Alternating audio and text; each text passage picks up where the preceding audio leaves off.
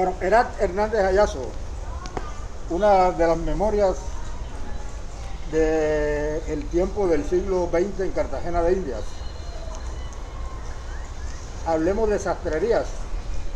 Su familia fue muy destacada por un hermano suyo haber tenido durante mucho tiempo un negocio muy cotizado además, y quizás de los pocos que hacían sotanas. ¿Qué recuerdos tiene de las sastrerías? ¿Qué conoció? ¿Cómo era la situación de las sastrerías en Cartagena? Bueno, al respecto te cuento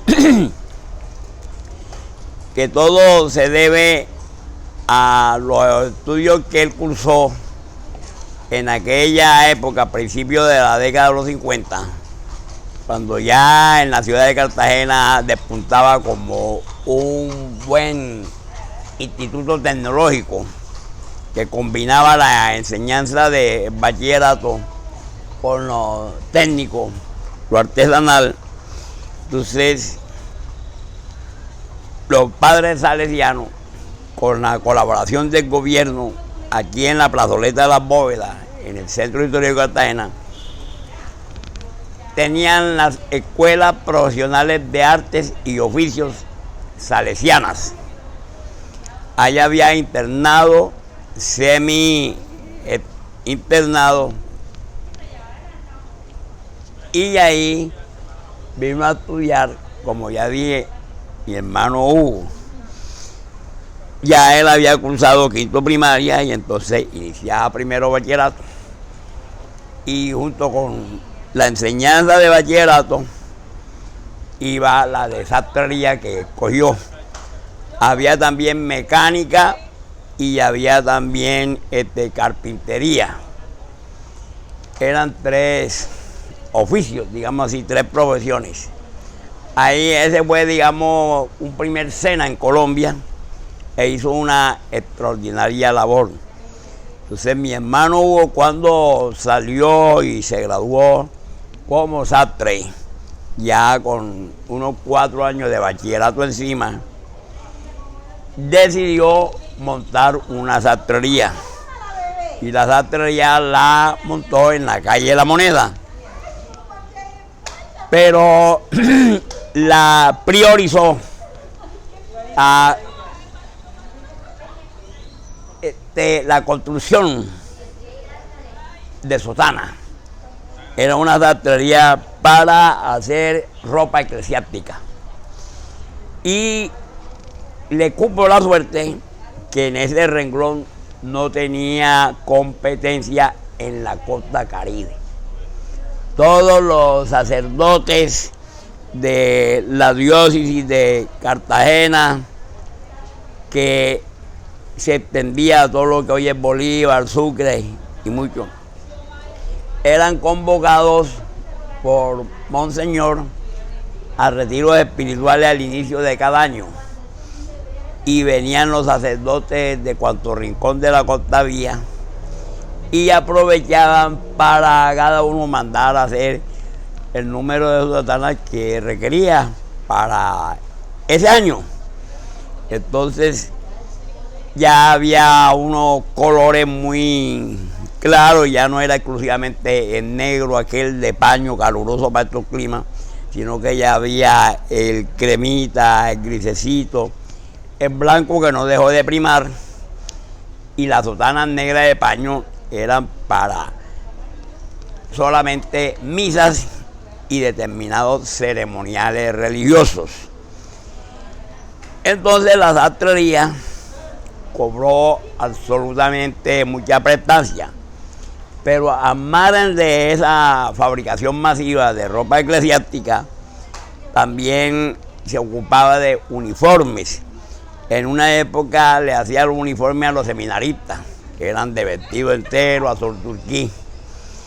En otra época le hizo en varias ocasiones los uniformes a los empleados de la Telefónica de Cartagena, cuando existía la Telefónica de Cartagena.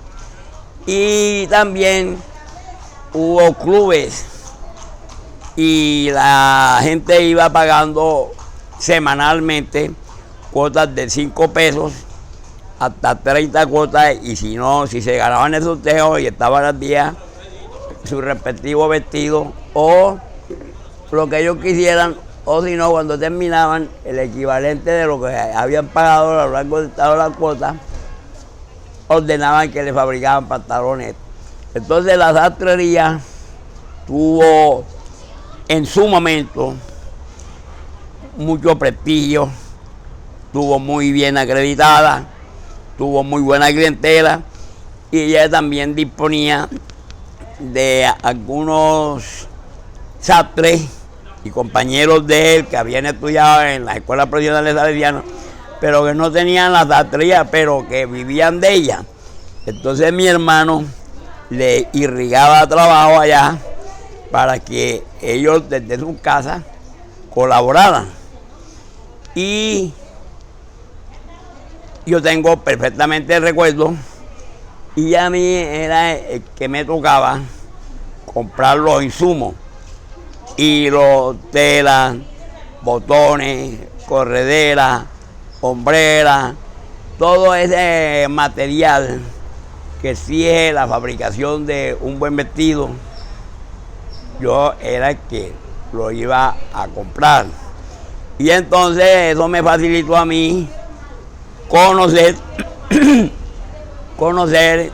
los almacenes que en la Cartagena de esa época se ocupaban de la venta de esos insumos. Por ejemplo, a la entrada del mercado estaba el señor Ramírez, tenía un almacén ahí, y allá se le iban a comprar botones y una serie de elementos que eran indispensables en la fabricación de una buena ropa. Estaba el señor Che Juan, el señor Perné tenía una sastrería en la calle de la Carreta y también vendía insumos.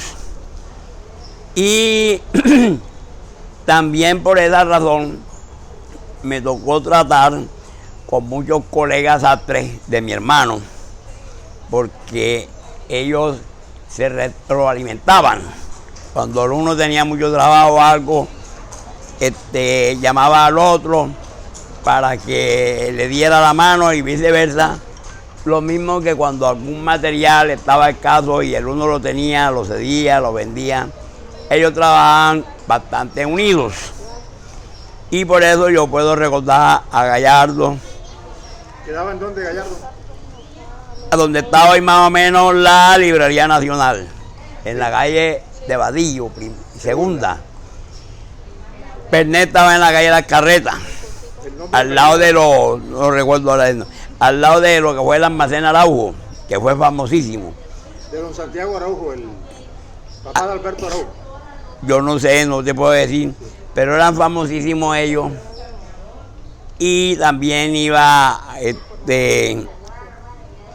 conocía a Gallardo, Paternina, Pernet, a Sastrería Bogotá, a la Sastrería Cruz de allá de un señor Cruz en la calle Larga.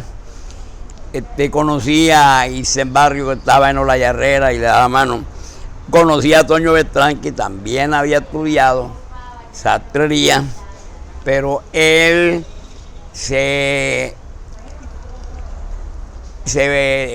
inclinó más por su verdadera afición, que era la música, y ahí fue de donde creó su famosa orquesta que se llamó Toño y su combo. Pero Toño Beltrán era sastre un poco mayor que mi hermano Hugo. Esa sastrería eclesiástica tiene una particularidad inolvidable, que es la única sastrería de Cartagena que el Concilio Vaticano II, cuando concluyó en el año 68, les pidió la partida de función, porque como eliminó la obligatoriedad a los sacerdotes de salir a la calle, entonces ya los sacerdotes no se sintieron obligados a seguir mandando a hacer más sotanas. Y más en estos climas, por la comodidad, cuando ellos podían salir sencillamente tal cual como lo conocemos hoy.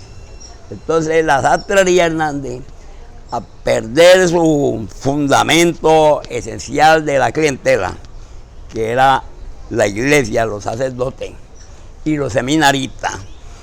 Entonces, por sustracción de materia, se acabó. Bueno, doctor Heraldo, usted ha hablado del tema de las escuelas profesionales salesianas, que fue el preámbulo, podríamos decir, de lo que posteriormente se conoció como el Servicio Nacional de Aprendizaje SENA. ¿Cómo nació esa institución? ¿Quiénes fueron sus creadores? ¿Dónde operó? Hay que aprovechar para expandirme un poco en esto, ¿no? En España fue la que nos colonizó. España, un país supremamente religioso, e impuso la religión católica en todo el territorio nacional, y lógicamente el territorio de Cartagena, de Bolívar, no podía escapar a la influencia católica. Y esto viene más acompasado, más complementado con que cuando llega Rafael Núñez al poder, firma el concordato con el Vaticano.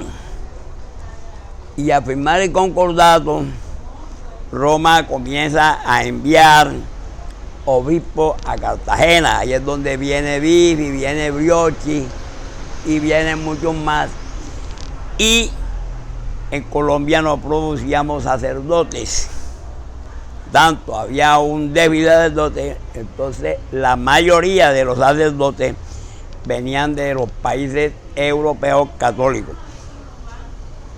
Bastante, mayoritariamente de España, otros vinieron de Francia, otros de Italia, que mandó bastante, y hasta hubo alemanes. Los padres alemanes son los salvatorianos, que se les cedió la parroquia de Manga. Yo conocía a muchos sacerdotes alemanes, porque a muchos que fueron famosos, porque todos esos sacerdotes que venían se ayudaban también como proveedores de religión en el Liceo Bolívar y en los distintos colegios. Entonces ese poder, digamos, que tenía la Iglesia Católica de conformidad con los pactados entre el gobierno nacional, que les dio la enseñanza, la dirección religiosa de la enseñanza en Colombia a la curia, y la influencia del Vaticano con su traída de masiva de sacerdotes de varios países europeos, trajo algunas comunidades como las de Don Juan Bosco y los de La Salle, y vienen los Bifi. Entonces, ahí se explica uno el nacimiento, la historia del colegio Bifi, del colegio de la Candelaria, del colegio eucarístico y de las escuelas profesionales salesianas. Entonces, los sacerdotes de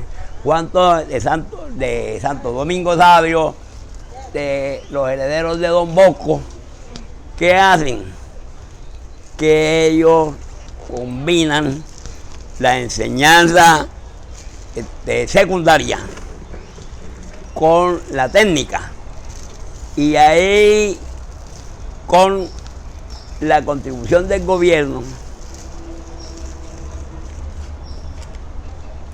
nacen esas escuelas profesionales que, en honor a la verdad y siendo justos con la historia y con las instituciones religiosas que he nombrado, cumplieron una extraordinaria labor en la región Caribe de esa época, porque formaron buenos carpinteros, ebanistas, buenos mecánicos y sastres. Esas escuelas profesionales todavía subsisten y tienen otras modalidades que ya hoy en día desconozco, pero gozan también igualmente del pleno respaldo gubernamental. En Cartagena, ¿en qué año empiezan las escuelas profesionales y quiénes son sus promotores? Yo tengo entendido que las escuelas profesionales ya vienen desde los años 40. Desde los años 40. Y esas construcciones eran hechas bajo la dirección debía ser de arquitectos, maestros de obra italianos, porque todas tienen un mismo molde en su tipo de block. Fíjense que el block de la construcción del Colegio Salesiano, el del Colegio Bifi, allá en Providencia, el de la Iglesia Auxiliadora y en muchos edificios más, el tipo de block es el mismo, porque eran construcciones diseñadas para establecimientos educativos que iban a administrar los religiosos, inclusive La Salle. Si usted va al viejo edificio La Salle en la factoría, encuentra que el block de la pared, con que están levantadas las paredes, es idéntico a este. Y va a la Iglesia Auxiliadora y lo mismo, y va al Colegio Bifi y es lo mismo, y así en todas partes.